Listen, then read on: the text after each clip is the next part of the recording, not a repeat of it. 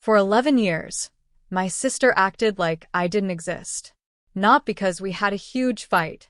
Not because I betrayed her. Not because I stole from her. No. She simply decided that I wasn't worth her time anymore. And honestly, For a long time, I believed her. I was the younger brother who never seemed to get anything right. At least that's how my family saw me. My sister, Emily, was the star.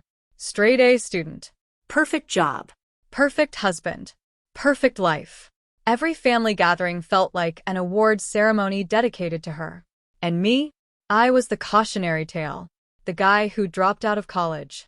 The guy who quit jobs. The guy who always had some crazy business idea. My parents never said it directly, but I could hear it in their voices. The disappointment. The doubt. The embarrassment. Eventually, Emily stopped calling. Stopped texting. Stopped inviting me anywhere. Birthdays. Thanksgiving. Family vacations. I wasn't included. At first, it hurt. Then it became normal. Then something happened. Something nobody expected. Including me. Because while they were busy forgetting I existed, I was building something. Something that would completely change my life. And on Christmas Eve, after 11 years of silence, I casually mentioned one sentence. I sold my company. What happened next left the entire room frozen. And my sister's reaction? I'll never forget it. Not for the rest of my life. 2. The brother nobody believed in. I grew up in a middle-class family in Ohio. My parents weren't bad people, but they believed success looked a certain way. College, Corporate job. House. retirement. Anything outside that path felt reckless. So when I dropped out of college at 21 to start a small software company, my family acted like I had joined a circus. Especially Emily. She laughed openly. I give it 6 months. Those were her exact words. 6 months. That was her prediction. I remember pretending to laugh with her. But inside, it crushed me, because I looked up to my sister. I wanted her approval.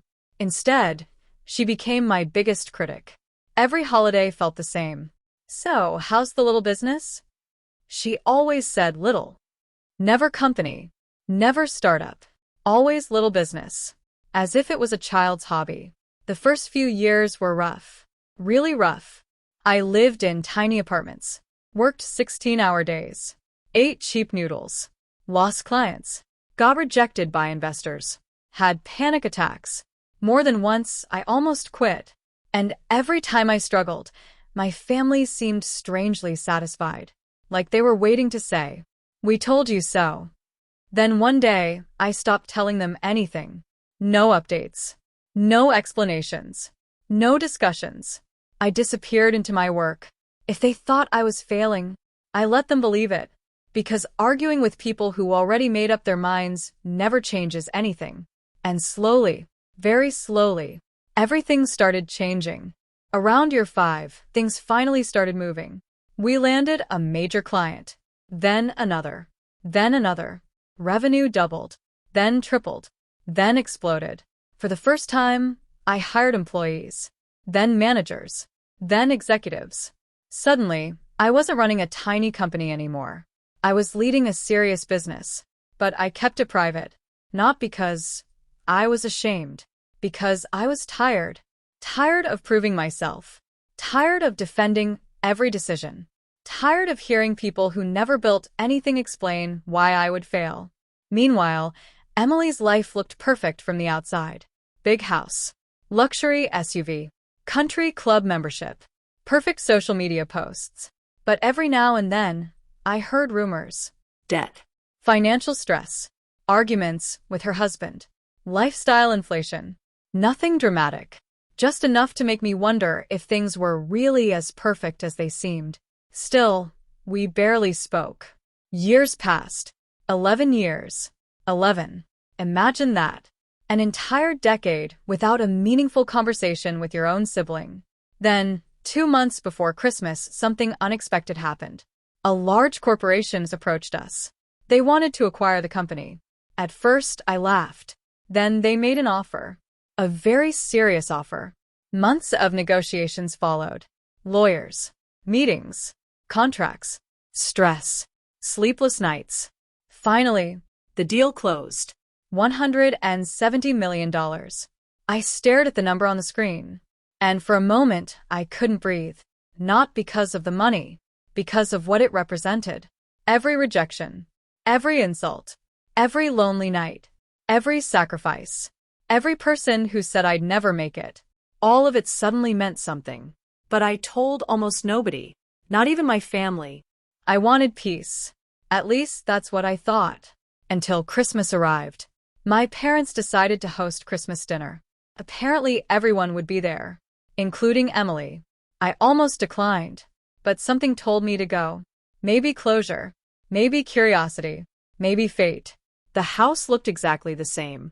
The same decorations, the same smell, the same family photos. Except now I noticed something strange. Most of those photos didn't include me. I wasn't angry, just aware. Dinner started normally. Small talk, weather, politics, football. Then Emily finally looked at me. The first real conversation we'd had in years. She smiled politely, the kind of smile strangers use. So, are you still doing that little business thing? The table went quiet. I nearly laughed. 11 years. And that's all she had. The little business thing. I took a sip of water and answered calmly. Actually, I sold the company recently. Her eyebrows lifted. Oh, really? Then she laughed. Actually laughed. For how much? The room waited. I could feel everyone's eyes on me. I wasn't trying to impress anyone. I wasn't planning revenge. I simply answered the question. 170 million. Silence. Complete silence. Nobody moved. Nobody blinked. Nobody spoke. It felt like time stopped. Then Emily laughed again. Except this laugh sounded nervous. Seriously. I nodded. I am serious. And that's when everything changed. My father's fork slipped from his hand. My mother's mouth literally opened. Emily stared at me, waiting for the punchline. There wasn't one. Finally, she asked, "You're joking, right?" No. The confidence disappeared from her face. Then came the questions. Rapid fire. What company? When? How? Why didn't you tell anyone? Interesting question. Why didn't I tell anyone? Because nobody asked. Nobody cared. Nobody believed. I didn't say that out loud, but I thought it. For the next 20 minutes, the room transformed into an interrogation. Everyone suddenly wanted details. Everyone suddenly wanted updates. Everyone suddenly acted interested. The same people who ignored my calls years earlier were now hanging on every word. Emily became unusually quiet. She wasn't smiling anymore. She wasn't laughing anymore. She wasn't leading the conversation anymore. For the first time in her life, she wasn't the successful one. And she hated it. I could see it. Not because she wanted me to fail. Because my success destroyed a story she'd been telling herself for years. The story that she was better, smarter, more capable, more important. That story died at that dinner table. And she knew it. But the biggest surprise came later that night. After dessert, when everyone started leaving, Emily pulled me aside, alone. And what she said next shocked me. She stood there awkwardly, avoiding eye contact. Something I'd never seen before. Then she whispered, "I owe you an apology." I honestly didn't expect that. Not after 11 years. Not after all the dismissive comments. Not after being ignored. I waited. And she continued, "I didn't think you'd succeed." Her voice cracked. "I thought you were wasting your life." For a second, I saw my sister differently. Not as the confident person she'd always pretended to be, but as someone deeply insecure. Someone who needed to feel superior. Someone who built her identity around being the successful sibling. And now that foundation was gone. Then she admitted something else. Her finances were a mess. Massive debt. Mortgage pressure. Credit card balances. Stress she had hidden for years. The perfect life wasn't perfect at all. It was barely holding together. And suddenly, everything made sense. The arrogance. The judgment. The distance. People who feel secure rarely need to put others down. People who are struggling often do. I wasn't angry anymore. Strangely, I felt sorry for her. Because while I spent 11 years building a company, she spent 11 years maintaining an image. And images eventually crack. Reality doesn't. 7. The real revenge. A lot of people expect revenge stories to end with humiliation, public embarrassment, petty payback, a dramatic mic drop moment. But that's not what happened. Because by Christmas night, I realized something important. Success had already done the work. I didn't need revenge.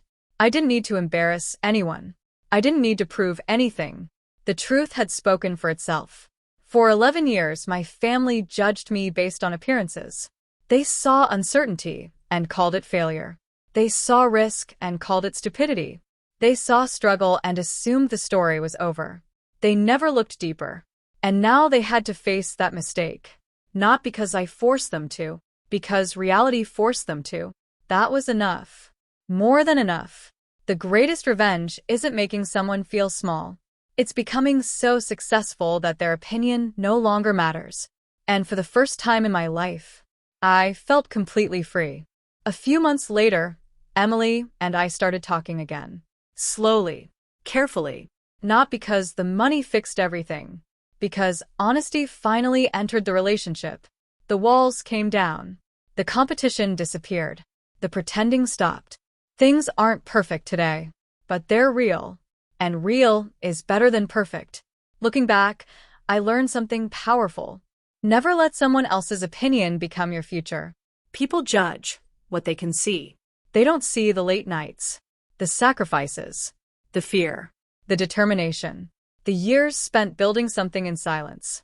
Sometimes the people who doubt you most are the people closest to you. And that's painful. But don't stop. Keep building. Keep growing. Keep believing. Because one day, the same people who ignored your dream may be shocked by your success. Not because you got lucky, because you never gave up. And when that day comes, you won't need revenge. The results will speak louder than anything you could ever say. And trust me, silence becomes very powerful when success finally arrives.